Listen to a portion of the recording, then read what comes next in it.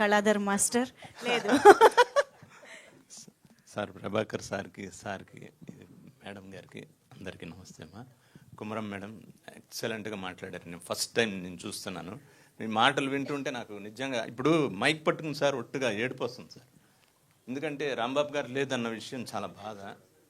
సరే వీళ్ళందరూ మాట్లాడి మొత్తం చల్లబడిపోయింది ఒళ్ళు అవుతాయి ప్రామిస్గా. ఏం మాట్లాడాలి, ఏదో మాట్లాడాలని వచ్చా, ఏం మాట్లాడలేకపోతున్నారు రియల్గా. ఇట్లా మా హీరో బన్నీ గారు సూపర్ వ్యక్తి అండి. ఎంత మంచోడంటే అసలు ఎంత హార్డ్ వర్క్ అంటే ఇలాంటి వాళ్ళు కంపల్సరీగా పైకి వస్తారు కంపల్సరీగా. అంత హార్డ్ వర్కరు. మా రాంబాబు సారు పిక్చరు తీసిన మాస్టర్ మనం చూడాలి అనేవారు. అసలు నిజంగా ఆయన లేపటం చాలా కష్టంగా ఉంది. తర్వాత ఈ పిక్చరు 10 కోట్లు అంటే నమ్ముతారు సార్.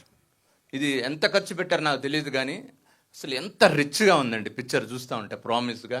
సార్ మ్యూజిక్ డైరెక్టర్ గారు ఎక్సలెంట్ సార్, సూపర్ సార్, రియల్గా చెప్తున్నా చాలా బాగా చేశారు. తర్వాత మా హీరోయిన్ చాలా క్యూట్గా ఉంటుంది, మూమెంట్స్ కూడా అట్లాగే బ్యూటిఫుల్గా చేస్తుంది. ఇక కార్తీక్ గారి గురించి అందరూ పాపం తిట్టారు కానీ ఆయన హార్డ్ వర్క్ అందులో చూస్తే తెలుస్తుందండి.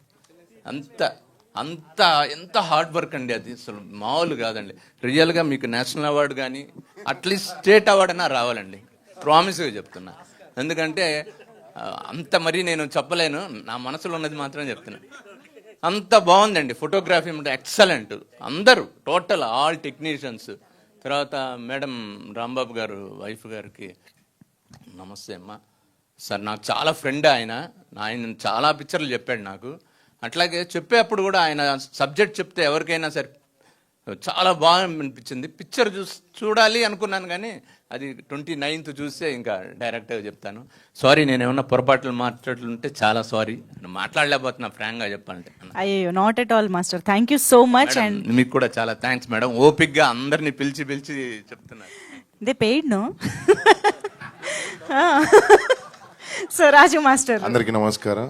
ఇక్కడ స్టేజ్ పై ఉంచిన పెద్దలకు